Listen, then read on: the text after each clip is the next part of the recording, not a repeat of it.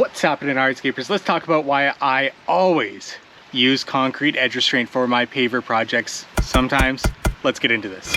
The edge restraint of your paver project is a crucial component to ensure that those pavers do not creep beyond the edge of your paver project. Without that edge restraint, those pavers will move, shift, leading your border pavers to move beyond your paver project and leave room for your interior pavers or your field pavers to also start to move around. So you always need something on that edge to retain those pavers, to ensure that they're not going to move beyond that edge. Now, edge restraint aside here, another crucial component of making sure that your pavers on the edge are not going to move is ensuring that you have an excavation and a base prep beyond those final pavers. We always do this. The depth of your base will match that for our excavation and base preparation beyond our pavers on the edges. Obviously, if you're paving up against a wall or a foundation or a hard surface, not fences, but hard, solid surfaces,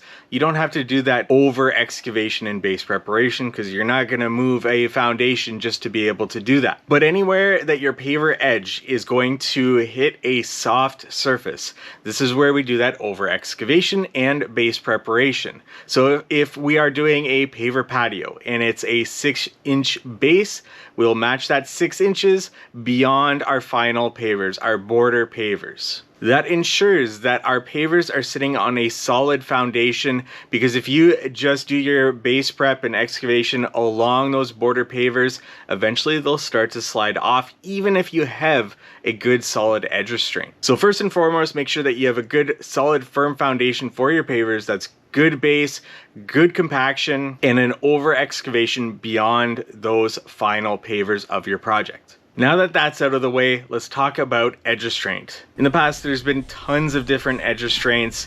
Nowadays, you typically are looking at either a plastic edge restraint with 10-inch non-galvanized spikes. And that there is important. You do want non-galvanized because they will rust and you want them to rust.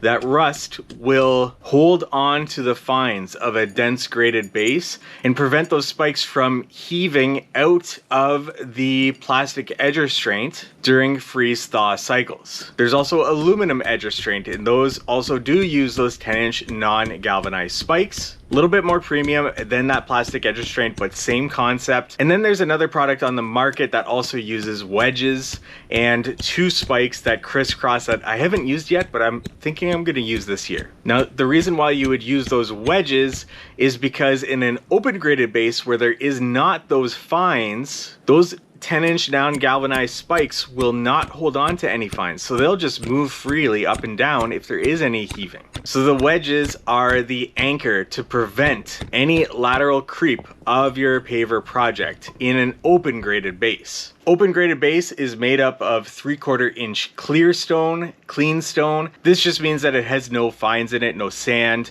It's completely washed, so water can flow freely through that. Our bedding layer on top of that, our leveling layer, 1 inch, is a 1/4 inch clean crushed stone as well. That's called HPB, or high performance bedding, or 1/4 or 1/8 inch angular crushed. Whereas a dense graded base, that is a 3/4 inch down to fines. So it has sand, it has fines in it. It's traditionally what has been used for bases. And then on top of that, you can use HPB, 1/4 inch chip, or you can use a concrete sand for that bedding leveling layer. And if you watch this channel, you know never to use stone dust. That is a 1/4 inch chip down to fines and dust. It has a lot of problems with it, and if you want more information on any of these topics that I've touched on in this video, there's links in the description below to all of these, the different base methods, that stone dust, edge restraints, and much more. And then there's another option, and that is a concrete edge restraint, and this is one that I use 90% of the time, I would say. Whether it's an open graded base, dense graded base, I will use a concrete edge restraint. The reason being is quite simple. Just over time, those plastic edge restraints, the aluminum edge restraints, will heave up, or perhaps pavers might settle and that edge restraint will expose itself. And even with the spikes, they will help to heave that plastic edge restraint or that edge restraint up because of the pressure that they experience, and because they do corrode and hold on to those fines, it just puts more and more pressure on the bottom of that edge restraint to move its way up. But with a concrete edge restraint, you just don't experience that same heaving. It is put in place along the pavers and it adheres itself to the pavers.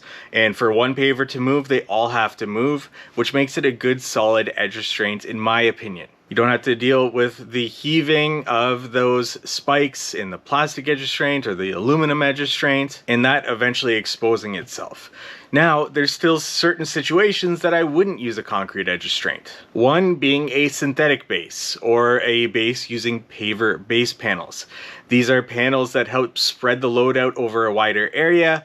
They help insulate the ground, and you don't have to do as much excavation. In this situation, I do like to use a plastic edge restraint because when you're installing these, they come with little anchor screws that anchor itself underneath the actual paver base panel and creates a really solid surface, and you're not worried about those heaving because they're attached right to the paver base panel. Now you can use a concrete edge restraint with paver base panels, but I just really like the idea in the system with the actual plastic edge restraint and those anchor screws. Another situation where I would not use concrete edge restraint is in a driveway application or a vehicular application. I'm sure many people do, but I still like the idea of having a much more solid edge restraint in place, whether it's a curb that has a lot of weight to it, or mortaring in place a curb edge restraint that might be a little bit smaller, and then adding a concrete edge restraint to the back of those. Or like I said, that aluminum edging with those spikes that crisscross, or using the wedges that also come with that edge restraint.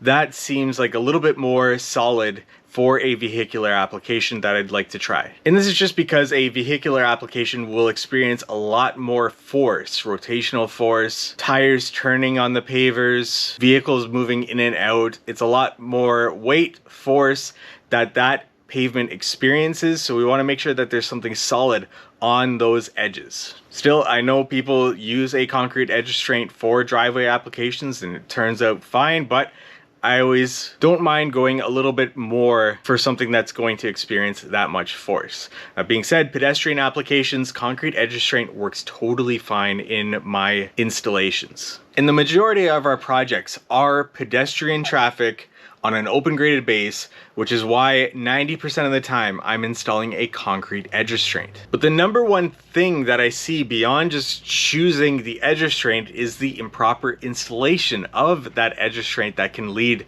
to failure as well. No matter what edge restraint you're using, you want to make sure it's being installed on the base. That means once you get to your border paver, it's installed. You need to scrape away the bedding layer so that the edge restraint, when you install it, is being installed on the base and not on top of the bedding layer. This means if you are using an open graded base with a 1/4 inch clean chip, there might be some undermining when you scrape away that bedding layer. This is where I really like to use concrete edge restraint because that's perfect. That's what you want.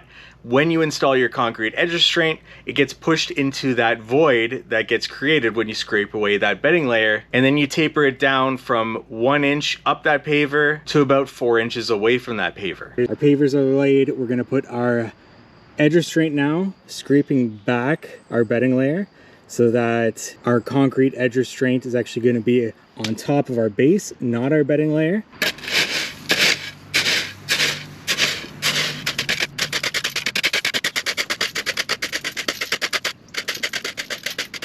So you do want this undermining of the bedding layer, because when I put my concrete edge in now, it's also going to squeeze underneath the pavers there.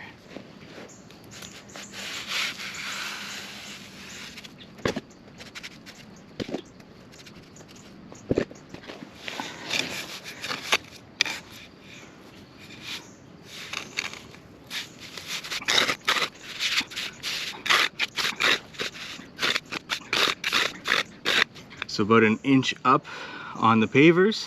Edge restraint needs to be on the base. So now one question that I get with concrete edge restraint is it not going to crack?